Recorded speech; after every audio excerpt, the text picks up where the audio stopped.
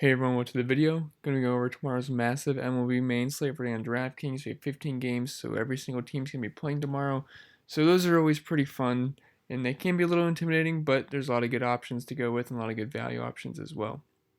So we're going to try to narrow down how we're going to attack these slate. Anyway, before we continue, if you could leave a like, subscribe to the channel, I really appreciate that. We got over 900, so thank you guys very much. Now the next step's 1,000, and that'd be a big milestone, so I'd really appreciate if we could get up to there soon. You guys have been very awesome, and I appreciate all the support to the channel. We've been growing pretty fast, so very awesome.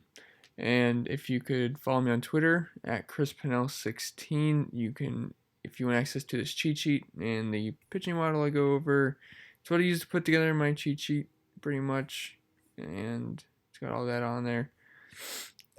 Just follow me on Twitter, like I said. It's just my YouTube name with 16 at the end, and then shoot me a DM asking for it, and I'd be happy to send it over to you. And anyway, yeah, let's get into the slate. So I hope you guys did very well in NASCAR. I hope you guys had a lot of Joey Logano as well. All right, anyway, enough of that. Let's get into the cheat sheet. So SP1, well, there's a lot of good pitching options, I will say. Patrick Corbin's a fine option versus the White Sox. Chris Paddock is a little iffy with me because I don't like his hard contact he gives up. And he's really only got 2 pitches, but so they're okay options. I do like Trevor Bauer the most because I think this is a slate that's going to be won by bats. I'm not really seeing a must-play pitcher, so I'm gonna have bats as my main priority on this kind of slate, just the way it looks like it's gonna be working out.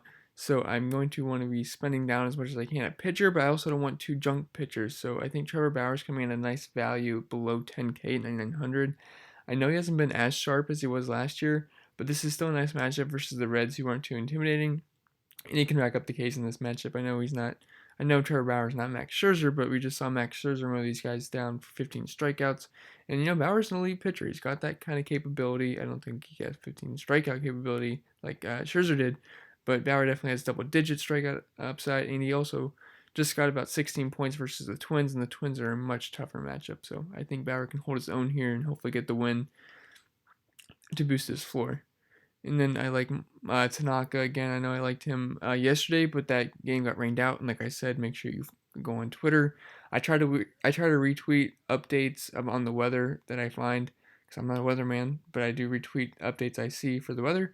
And that game got rained out, and so I retweeted that. So hopefully you guys saw that and didn't play any Yankees. Hopefully you had time to get them out of your lineups if you did see that. But I loved him yesterday at this price, and now his ownership is going to be much lower on a full 15-game slate. And I do think the matchup is fine versus the Mets, and I think he's one of the top options to get a win tomorrow. I mean, Vargas is on the mound versus the Yankees, and I think it's going to be bombs away for the Yankees, so he should be able to get that win and boost his floor. And then if we're going all the way down, I like Dakota Hudson at 6,200. There's nothing really exciting about this play, but he's cheap, and he's been good enough this year, and he's got a plus matchup versus the Marlins in Miami.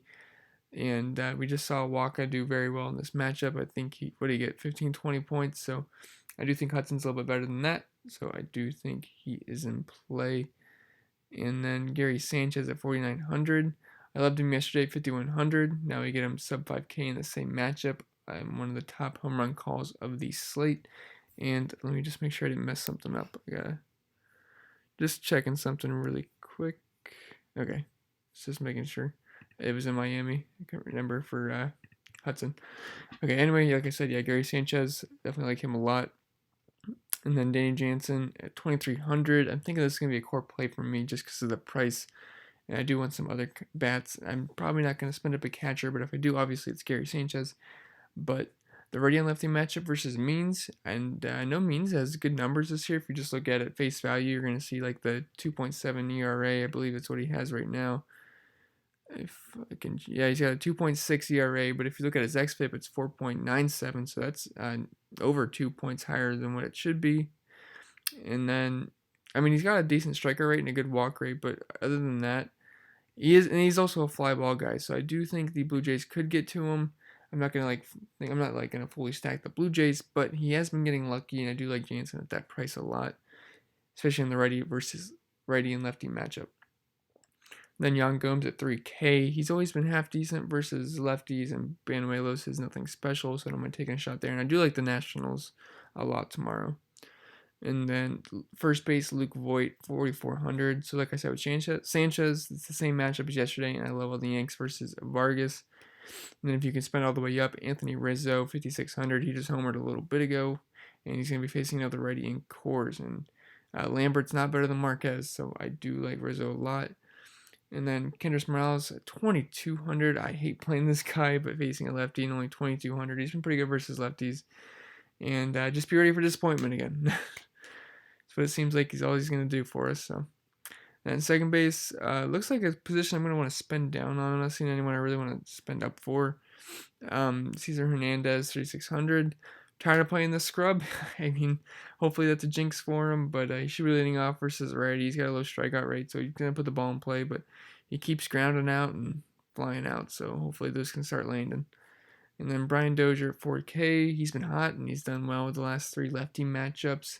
And then we get another versus Banuelos, and I do like the Nationals tomorrow, so do like Dozier. His price is coming up, though, but I think it's okay still. And then Jason Kipnis, 2,700. Nothing exciting here.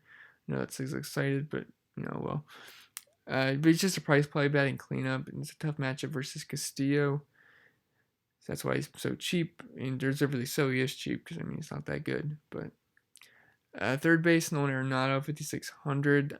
Nolan Arenado versus lefties in Coors. It's always an elite option if you can afford them. I'll never talk you off of it. I know it's gonna be hard to afford that though, but if you can get up to it, I definitely like that. And then Travis Shaw, 2,600. Oh, and you might be saying, I know Quintana did pretty good against the Rockies, but that was in Colorado. That was in Chicago with the wind blowing in. This is a completely different environment, so I do like the Rockies a lot. And then Travis Shaw, 2,600. Peacock is good, but he has some pretty severe splits versus lefties, and he's still near mint price, so no problem with Travis Shaw.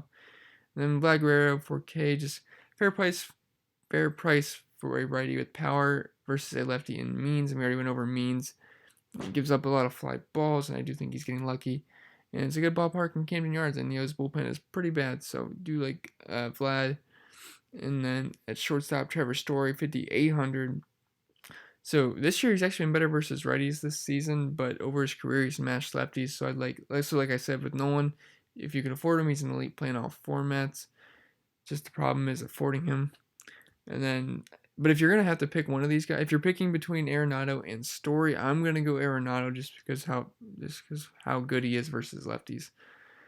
But they're both fine.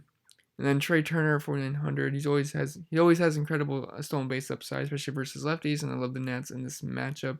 And he just did really well tonight. I think he had 24 points, maybe a home run. I want to say maybe a triple or a double, but he had a very good game. And then Gleyber Torres, 4,100, just another righty with power versus Vargas. And then in the high-priced outfield, we have Kyle Schwarber leading the way. Anytime he's facing a righty, I'm going to have him as a good play because he's, got moved to the leadoff position, and he's been pretty good. He homered just a little bit ago. And at 5,200, I know he's getting pricey, but facing righty in Coors leading off. And also Lambert was good in his first start, but like I said, that was in Chicago. The wind was blowing in. I think it was blowing in that day. Pretty sure. But pitching in Coors, it's a whole different animal. So definitely like the Cubs. And then the Red Sox outfield, there was just so many. I didn't feel like taking up so many spots with all these guys. So Benintendi's in play, JD Martinez is in play, Mookie Betts is in play, and actually the Texas pitcher, I think it's Ferrado, he's actually been worse versus righties, but he's still not a very good pitcher. So the whole lineup's in play, but JD and Mookie, I know Mookie's still pretty cheap, so don't mind them. And then the Dodgers outfield, just really the lefties, Belly and Peterson are in great spots versus a guy who really struggles with lefties, and these guys can mash righties. So definitely like those guys a lot. Then the mid-range outfield, I love these mid-range guys. I'm probably going to be living here. Max Kepler, 4,800. He's just the GOAT. You guys all know my love for Kepler. And we finally get him in the 4K range in a great matchup versus Mike Leake, who struggles versus lefties and righties, really. So I do love the Twins a lot tonight. They're probably my favorite stack tomorrow. I think they actually have the highest implied run total outside of the Coors game. So love Max Kepler tomorrow. And same exact reasons for Eddie Rosario. And then in the value outfield, we have Aaron Hicks, 4,100. I liked him yesterday, so I have to put him here again. And then Cargo, 3,600. He's still too cheap for a guy batting in the middle of the order versus a righty in Coors. and it's his old home field, so he knows Coors Field very well. Then Ian Desmond, 4,100, just pretty cheap, facing a lefty in Coors. Then if we go over some of the core plays, and it's like only 12 a.m., so it's just too early for me to look at weather. Just follow me on Twitter for the weather. I'll try to retweet as much stuff as I can. Follow Kevin Roth on Twitter. There's another guy on Twitter that does the weather, so just give those guys follows and make yours and my life easier. And then for the core plays, I have Trevor Bauer, 9,900, and then Jansen at 2,300, Kepler at 4,800, and Eddie Rosario at 4,800. Definitely love those Twins guys. And then the top stacks for me is going to be the Coors game, so that's Rockies and Cubs. The Twins, the Yankees, the Nats. I don't have too many Nats players listed, but they are in a great spot. And actually, I do have a decent amount of Nats players listed. And then the Dodgers lefties. So that would include Muncy and Seager, and we already went over the outfielder guys as well. So anyway, guys, that's all I have for the video. If you have any questions, feel free to comment below. Remember to leave a like, subscribe to the channel. I really appreciate that, and good luck tomorrow.